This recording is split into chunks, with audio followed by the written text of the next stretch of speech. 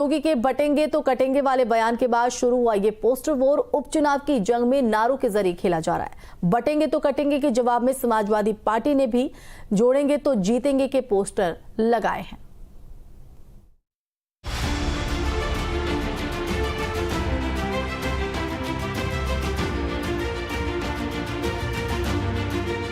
विधानसभा सीटों के उपचुनाव से पहले पार्टी में बार पलटवार का दौर चल रहा है। जुबानी जंग का ये खेल अब पोस्टर और नारों के जरिए खेला जा रहा है। एसपी और बीजेपी के बीच पोस्टर वॉर शुरू हो चुका है। लखनऊ में एसपी कार्यकर्ता लगातार समाजवादी पार्टी के ऑफिस के बाहर पोस्टर लगाकर बीजेपी पर निशाना साध रहे हैं। तो वहीं एसपी मुख्यालय के ठीक सामने एक नया पोस्टर चस्पा हुआ दिखा, जिसमें लिखा कि मठाधीश बांटेंगे और काटेंगे, पीडीए जोड़ेगी और जीतेगी।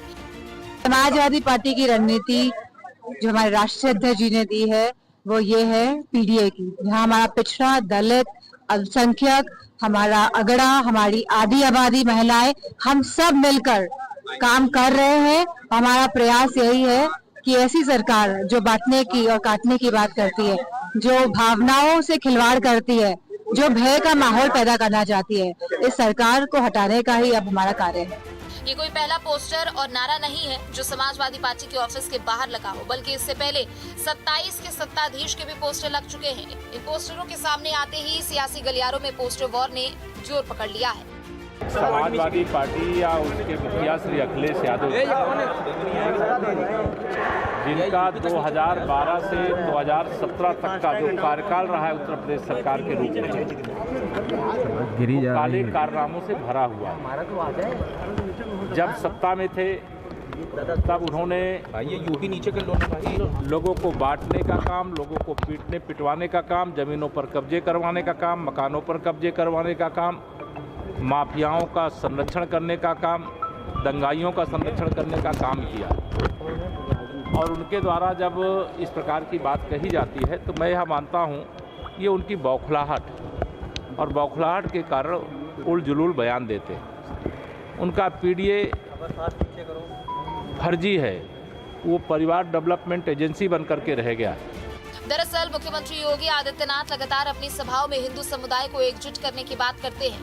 बांग्लादेश में हिंदुओं पर हुए हमले को लेकर उन्होंने नारा दिया था, बटेंगे तो कटेंगे, एकजुट रहेंगे तो सुरक्षित रहेंगे।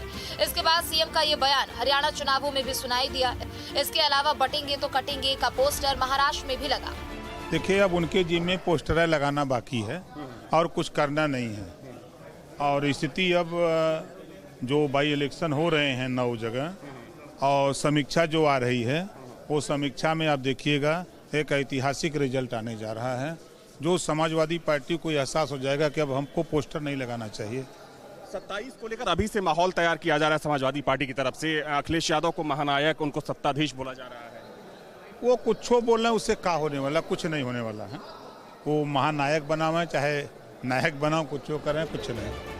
इससे पहले भी समाजवादी पार्टी के कार्यालय के बाहर पोस्टर लगाए गए थे, जिनमें सीएम योगी के इस नारे पर पलटवार किया गया था। इनके जरिए एसपी की ओर से सीएम योगी को जवाब देते हुए लिखा गया था, ना कटेंगे ना बटेंगे, पीडीए के संग रहेंगे। इस पोस्टर को भी महाराजगंज के एसपी नेता अमित चौबे की ओर से लगाया गया था। भारतीय जनता पार्टी गठबंधन सहित सभी सीटों पर 9 की 9 सीटों पर भारतीय जनता पार्टी जीत रही है। समाजवादी पार्टी हमेशा अराजक बातें ही करती रही है। कभी वो पीटने की बात करेंगे, कभी वो गुंडई की बात करेंगे, कभी वो दंगा फसाद की बात करेंगे। प्रदेश की जनता अच्छी तरह समझती है कि समाजवादी पार्टी के रग रग में गुंडई अराजकता भरी हुई है।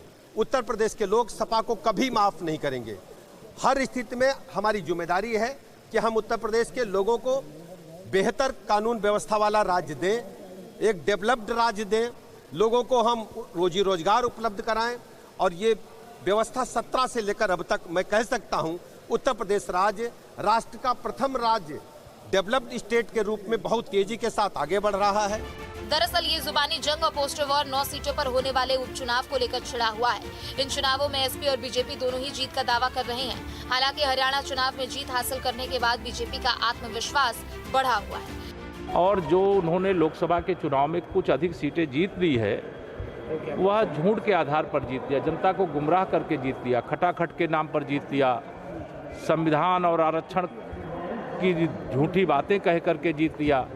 लेकिन सबको ये पता है कि समाजवादी पार्टी का जो इतिहास है वह अराजकता का है, माफियाओं के संरक्षण का है, दंगाइयों को बढ़ावा देने का है और समाज में वैमनस्यता फैलाने का है। भारतीय जनता पार्टी सबका साथ, सबका विकास, सबका विश्वास का संकल्प लेकर के लगातार 2014 से देश में और लगातार 2017 से प्रदेश में सरकार चला रही है। वहीं उपचुनाव की तारीखों में बदलाव हो चुके हैं। पहले 13 नवंबर को 9 सीटों के लिए मतदान होना था, लेकिन अब चुनाव आयोग ने तारीखों को आगे बढ़ा दिया है। अब 20 नवंबर को 9 सीटों के लिए मतदान होगा। देखिए, समाजवादी पार्टी समझती है कि भारतीय जनता पार्टी चाहे चुनाव से जितना भाग ले, चुनाव का परिणाम बदलने वाला नहीं है। उपचुनाव चाहे 10 की जगह 9 सीट पे हो, 1 सीट पे ना हो, परिणाम बदलने वाला नहीं है। चुनाव 9 सीटों पे 13 की जगह 20 को हो, परिणाम बदलने वाला नहीं है। तो भारतीय जनता पार्टी की हार निश्चित है। तारीख चाहे 13 हो या 20, परिणाम वही होने वाला है। भारतीय जनता पार्टी का सूपड़ा पूरी तरह से साफ होने वाला है। दरअसल कार्तिक पूर्णिमा को लेकर चुनाव आयोग ने तारीखों में बदलाव किया है, क्योंकि इस दौरान गंगा स्नान होता है।